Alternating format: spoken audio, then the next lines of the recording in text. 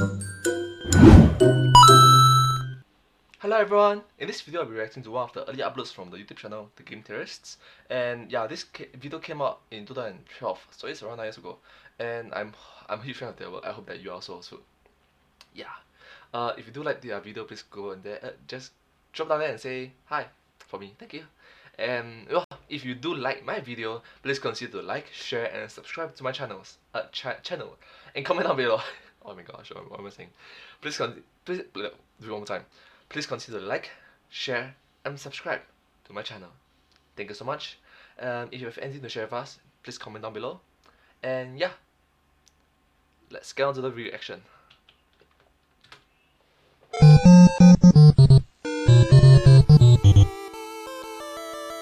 We're taking on gaming's biggest sci-fi franchise to talk about zombies. Ooh, wait, what the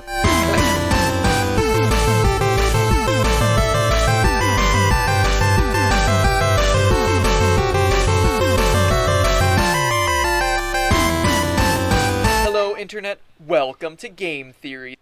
Hello. Okay, that was a stupid dance. For the audience who doesn't know, right? The zombie kid I Like Turtles. It was a meme back then. I'm not sure if it's still relevant right now, but yeah, it was quite funny. You never expect a zombie to say I like turtles, right? The most controversial show in gaming. Warning, this episode of Game Theory may offend you if you fit into any of the following categories: dog lover, Minnesotan, commie scientist, reanimated corpse, or internet troll. So I love the Mass Effect games, and I can't wait to get my hands on the newest installment. In fact, I haven't been more excited about a new release since Kirby Superstar in 1996. Oh my gosh, you were expecting a game in 1996? My gosh, I was expecting to be born. Oh, burn. Okay, boomer. Alright, okay, my bad. My apologies, I'm so sorry. Okay, boomer. And for a show where we look at the science in games, there is so much to cover here. Dark matter, biotic powers, futuristic weaponry. But today, forget about all of that, because for as brilliantly realized as this game is, one thing has really bothered me. The main character is literally a zombie. For those of you who don't know and don't care if I spoil it, in the first 10 minutes of Mass Effect 2, Commander Shepard, your character, dies in the cold reaches of space. Predictably, in the next scene, it's 2 years later and he's magically brought back to life by an experimental and highly expensive procedure known as the Lazarus Project. And that's it. That's all we know. And not once does this raise anything but mild curiosity or a small joke from anyone, including Commander Shepard himself. Weren't you dead? Pretty much. Now let's mine for palladium. I don't know about you, but if I was officially declared as dead for any length of time, I would express some interest in what had reanimated my decaying, lifeless torso. For a game where everything you look at activates a new codex entry, the Lazarus Project is just glossed over. Really, Mass Effect? You're willing to explain to me how this quote-unquote Element Zero reduces the mass of my ship to allow it to travel faster than the speed of light, but you won't give me details on a process that made my character into a planet-hopping zombie hero of the universe? Well, is he a zombie? Tell me more. I'm intrigued. Tell me more. So today, Game Theory fills in the gaps. Just how close are we to reanimating the dead? I'm curious. Could there be an actual Lazarus Project in the year 2183 when Mass Effect 2 begins? And what could all of this say about potential plot twists in Mass Effect 3? Let me throw in a disclaimer here. This episode will be shocking and disturbing, because think about it. We're talking about real-world Dr. Frankensteins, and oftentimes their work deals with animals. Don't get me wrong, I won't show you anything questionable, I promise. You can look that stuff up for yourself, but still, just talking about it is pretty out there. Anyway, have you been sufficiently warned? Great! Now That's great. The poor cat. we can talk about disembodied heads in Soviet Russia. Ha! How's that for a segue? Some of the earliest and most well-documented studies in reanimating the dead came in the late 1930s, when a scientist named Sergei Brukhonenko began developing a machine that would take the place of an organism's heart and lungs. Oh, wow, they're trying it back then? My gosh. Even I look at that back then and say, my gosh, that is very primitive. He called his machine the Autojector. In 1940, he filmed the results of his research in a short movie entitled Experiments in the Revival of Organisms. It's now in the public domain and easy to find on YouTube in its entirety. Over the course of 20 minutes, he walks us through his groundbreaking discoveries, starting first with the revival of single organs. He demonstrates how he's been able to get an isolated canine heart to pump normally, surgically remove lungs to oxygenate blood, and most shockingly of all, how his newly developed autojector is able to keep a decapitated dog's head alive. But I'm not showing you the actual footage for obvious reasons. Alright, it's good. Quite family friendly. Yeah. not only alive, responding to stimuli like sound, touch, and taste. His grand finale consists of draining a dog of its blood for 10 minutes, then attaching the autojector. This revives the dog, and he's happier and healthier than any zombie dog you've ever seen in Resident Evil. Today, many consider the video a hoax, or merely an artistic restaging of his experiments, but there's no doubt that Dr. Brukhonenko's work had a huge influence on medical equipment and medical procedures of today. In 2005, the Safar Center for Resuscitation Research in Pittsburgh, the same people responsible for mouth-to-mouth Live! Laugh! It's, the small puppy, the small dog is trying to do CPR onto a human being. resuscitation and CPR took Sergei's mad wrong. scientist routine one step further, not only draining the animal's blood like some sort of FDA-approved vampire, but then pumping in a cold saline solution, chilling the test subject's body to 44.6 degrees Fahrenheit, or 7 degrees Celsius if you're smart and use the metric system. Too mainstream. In this way, they were able to delay cell death, keeping their dogs dead for 3 hours before bringing them back to life with a high success rate. However, while testing, some cases weren't quite as successful, and the test animals experienced brain and motor damage, causing them to quite literally exhibit zombie-like behaviors. A year later, in 2006, the procedure was shown to have a 90% success rate with pigs. Zombie pigs! That's something you don't see in House of the Dead.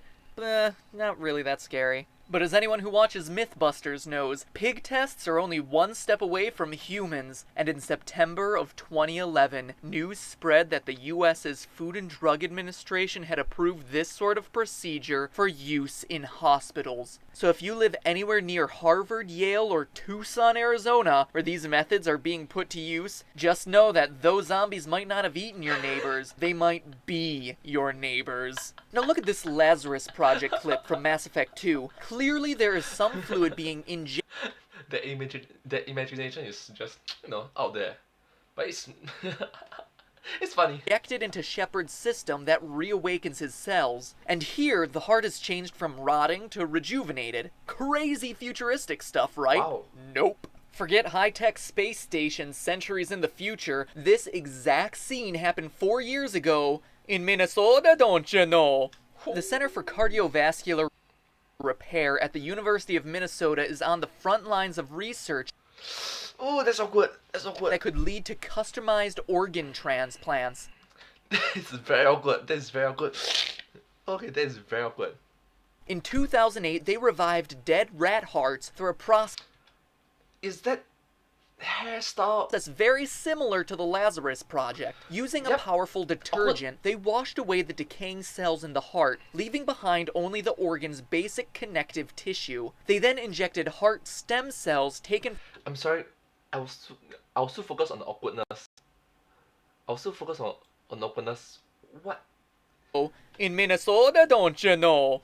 The Center for Cardiovascular Repair at the University of Minnesota is on the front lines of research that could lead to customized organ transplants. In 2008, they revived dead rat hearts through a process very similar to the Lazarus project. Using a powerful detergent, they washed away the decaying cells in the heart, leaving behind only the organ's basic connective tissue. They then injected heart stem cells taken from newly born rats into this collagen scaffolding. In 4 days, the heart had been repaired and was beginning to beat normally. 4 days. They speculate that this method can be used for practically any organ, and unlike transplants, don't run as high a risk of being rejected by the host body because the organ is regrowing using tissues already present. It's like Netflix, but with body parts. Oh, Netflix. It was already a thing. He would never have known that Netflix will boom to be so big in the future. Organs on demand. So all told, I'm nearly 100% confident saying that in 170 years, we will have the technology to bring the dead back to life. As you can see, we're practically there already. But here's the thing. In Mass Effect, it doesn't matter. Lazarus Project or not, Shepard could not have been brought back to life. The problem is he didn't have a normal death like getting decapitated by the commies or having his blood sucked out by Steelers fans. Instead, he died out in space. What's the difference? Which carries with it a bunch of bizarre effects. In the Dig Dug episode, I briefly touched on death by vacuum, but let's revisit it here. At most, an astronaut with a compromised suit can last 15 seconds before losing consciousness from lack of oxygen. On Earth, he would Can't hold breath much longer. It'd be very funny. be able to last a couple minutes by holding his breath, but in a vacuum, there's no air pressure, meaning that any oxygen in the lungs will expand outwards, rupturing the organ and leaking fatal air bubbles into the bloodstream. But that's the least of Shepard's concerns. The lack of air pressure would also mean that, in a matter of minutes, bodily fluids would start to boil. Cold boil. On Earth, we associate boiling What is cold boil? with heat, but in a very low pressure situation, fluids can boil without even being warm. This is called ebullition. It would utterly destroy Shepard's brain. Ebullition. Alright, I'm gonna search it up. But from what he said, it should be called ebullition. Right. One more time. Ebullition. And that is why the Lazarus Project cannot work the way it's portrayed in the game. Miranda, who apparently shops at the same stores as Zero Suit Samus, states that Cerberus's goal was to completely resuscitate Shepard, making him into the exact man or woman she was before she died. But following the timeline presented in the game, Shepard's brain would have been boiled beyond repair, leaving no possible way to reconstruct the unique layout of nerve connections that makes him either the upstanding paragon or ass-kicking renegade that he is. Try as you might, you just can't repair something that's turned to mush, especially when it's as complicated as the human brain. the male brain. Oh, come on. Come on. No. So what's this reveal about Mass Effect's lore? Basically that the game's lied to us. If we are indeed playing as a revived zombie Shepard, as the game wants us to believe, then his floating body would have had to have been picked up mere seconds after this scene for his brain to remain intact. To react this quickly, Cerberus would have had to have known about the attack on the Normandy in advance. Or in other words, they would have had to have been in cahoots with the Collectors. But evidence in the Mass Effect comic series negates this, leaving us with only one option. Thus, I propose that the real Shepard is dead beyond repair, and that the Lazarus Project is actually a means of creating clones that are tricked into believing that they're the real Shepard. Very reminiscent of the movie Moon. This theory is also supported in the Mass Effect Redemption comics, where Miranda, upon seeing the recovered Shepard, comments that they might not be able to restore him, that he's in worse condition than they expected. So could we have stumbled across a hidden plot point?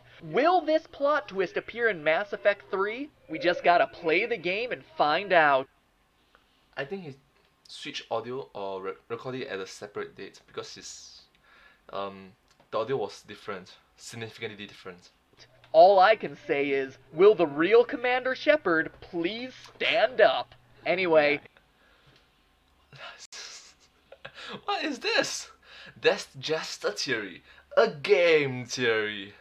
Then the thing is, Shepard is actually a clone, right? It's a clone. Okay, understandable. Zelda next time, I promised. Matthew, Patrick, the pretty paragon. Aww. I'm Kusha. This is my favorite show on the internet. Ah, that's nice. Super thumbs up.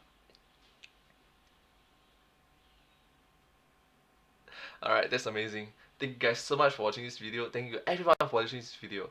And yeah, I have to thank all the viewers here. If you do like this video, please consider to go over there and say hi for me. If you do like my video, please consider to like, share, and subscribe to my channel. Thank you. Oh, see, there's a slight pause. There's a slight audio disturbance in his video, in this particular video. Alright. Anyways, the more you know.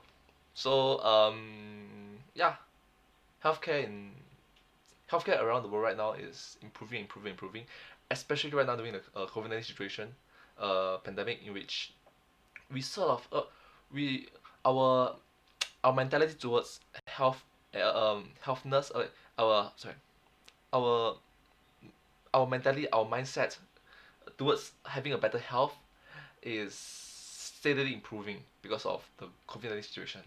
Yeah, all of us know that we need to have a better health system for everyone.